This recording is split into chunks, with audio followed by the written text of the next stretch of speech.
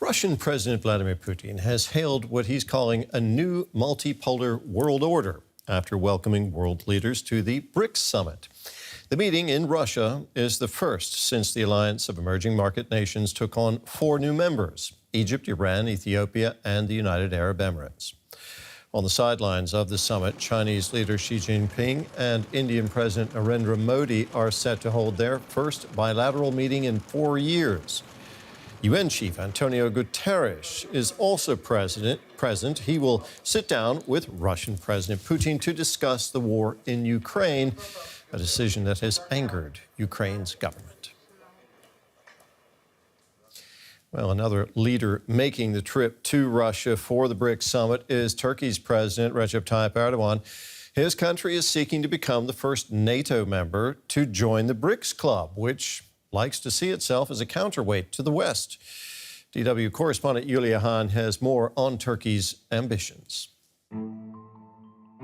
Turkish President Erdogan is trying to forge new ties beyond his traditional Western allies. For some time now, he has shown interest in joining BRICS. The bloc led by Russia and China includes some of the largest emerging economies and views itself as a counterweight to the Western-led global order.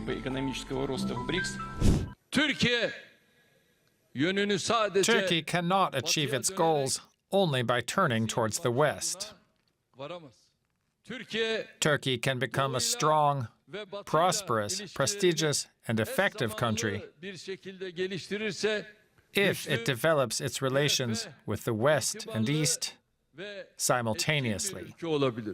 But Turkey is a NATO ally and a candidate for EU membership. So what is Erdogan hoping to get out of BRICS? His Excellency, Mr. Ankara's ties with its Western allies are often strained. Erdogan has sought to carve out a more independent foreign policy, analysts say, and to bolster Turkey's global influence. Erdogan's policy has always been a balancing act, wanting to have a foot in each camp, and also where he can, playing off the West against Russia, the US against China, and so on. So BRICS probably provides an opportunity for that. Erdogan is also frustrated with the European Union. Turkey's decades-old membership talks have been stuck, mainly because of what Brussels says is democratic backsliding under Erdogan. This limits Turkey's ability to trade and has prompted Ankara to look elsewhere. This decision is also informed by the difficulties that Turkey has had in upgrading its economic relationship with Europe, and there's built up accumulated frustration over that. Membership in BRICS could help the Turkish economy that's been ailing under Erdogan in recent years. BRICS stands for Brazil, Russia, India, China and South Africa. Founded in 2009, the economic bloc now has 9 members and generates more than a third of global GDP. It could further facilitate the inflow of foreign direct investment from those countries, and here particularly China. And we've seen examples of recent interest from Chinese electric car manufacturers to invest in Turkey. But BRICS is often described by its critics as a tool for Chinese and Russian influence and a platform for authoritarian governments.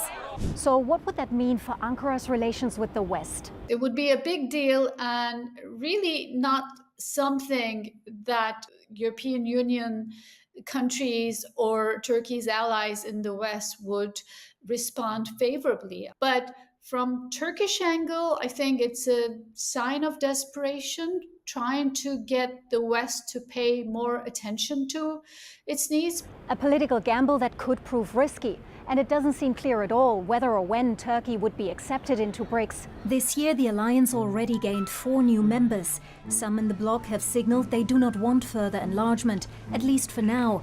Erdogan might have to stay in the waiting line. And DW's Yulia Han, who filed that report, joins us now from Istanbul. Yulia, what is President Erdogan hoping to get out of his meeting with President Putin at this BRICS summit?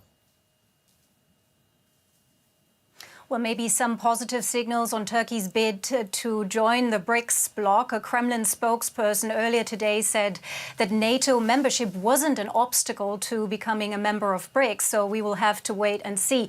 But the Turkish president has had his fair share of meetings with the Russian president since the Kremlin invaded Ukraine in 2022. The two leaders are known to get along pretty well. You know, Turkey is a NATO member and it has balanced its relations between the West and Russia over the past year.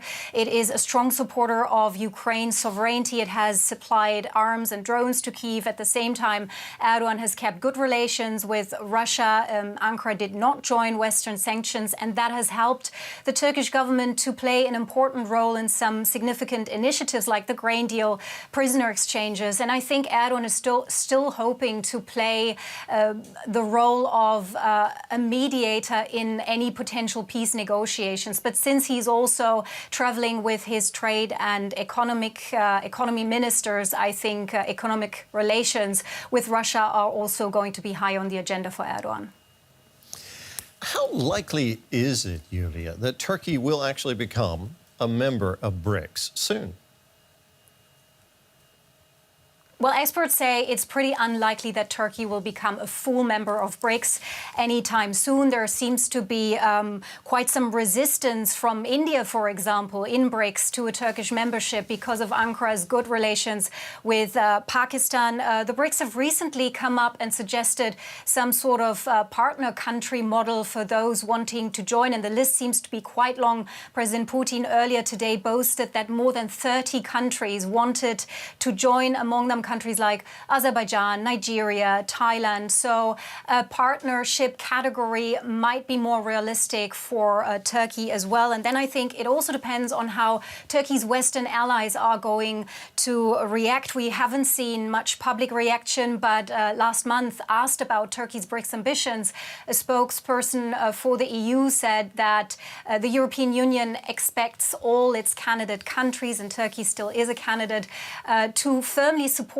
European values. So how is this going to play out? Are Turkey's Western allies at some point going to come forward and say, wait a moment, that does not work for us. What can we offer you instead? And I think this is exactly the leverage the Turkish president is trying to use here. In your report, you asked an analyst what BRICS membership would mean for Turkey's relations with the West. Let me put that same question to you. You've been living in Turkey now for several years. What would it mean? Well, Turkey would be the first NATO member to join. Turkey is a country firmly anchored in the West, and it would join a club of nations that have come together explicitly to challenge the Western-led economic and geopolitical order. And that would be, experts are saying, a major diplomatic coup for Russia and China, because they could use that for their propaganda and say, look, now it's even NATO countries that want to join BRICS. So that's just another sign that the West is in decline. But living here in Turkey and seeing how the Turkish government, how Turkish President Erdogan communicates, they are very keen on emphasizing that Turkey's interest in BRICS, and by the way, also in other groupings like ASEAN or the China-led Shanghai Cooperation Organization, they do not mean an axis shift away from the West, let alone NATO. And that is also what experts are saying. Ankara is playing both sides, but that's driven primarily by economic needs and Turkey seeking for some strategic autonomy in a changing world order, in a world where Western dominance is more and more being questioned. Yulia, thank you very much for your reporting and your insights. That was DW correspondent Yulia Han in Istanbul. All right, joining me here in the studio now is DW business reporter and longtime China correspondent Clifford Kunin. So, Clifford, tell me, why is this summit so important to Vladimir Putin? Well, Vladimir Putin has been looking forward to this event for a long time. He couldn't go to the previous one because he faced a possible arrest warrant. And he gets to stand and have these great photographs with the leaders of basically 45% of the world's population, 35% of the world's economy.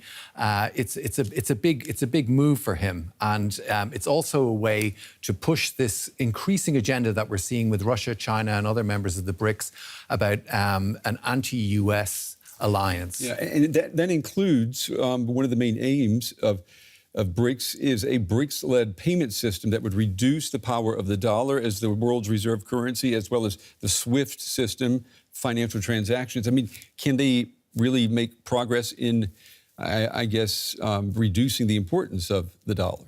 Well, I don't think the dollar is going anywhere fast. I think, and particularly, I mean, China needs the dollar because it exports so much that it needs to keep these big balance of payments deficits there and surpluses. And you also have the fact that it's more about decentralizing it, maybe. But the key thing, I think, for Russia, though, is to find some way of paying for the war effort. And it can't do this in dollar areas anymore because of sanctions. So it's focusing on these countries here as a way of building some kind of intra-country trading system that will help. And that could be, it could be cryptocurrency. There's various things it could be. It could be the Chinese system.